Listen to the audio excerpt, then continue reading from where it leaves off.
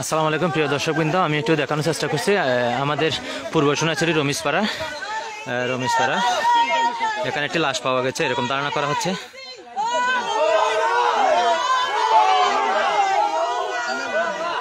ইন্না লিল্লাহি ওয়া ইন্না ইলাইহি রাজিউন।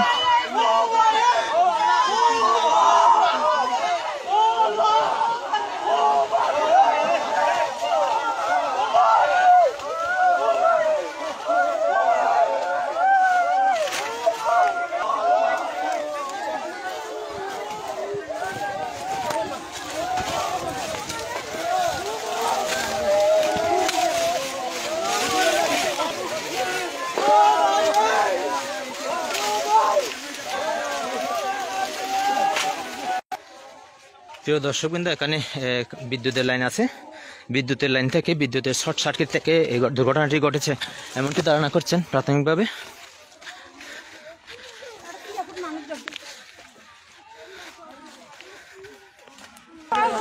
উত্তোলন করে ইতিমধ্যে নিয়ে আসছে ফাঁকা জায়গায়।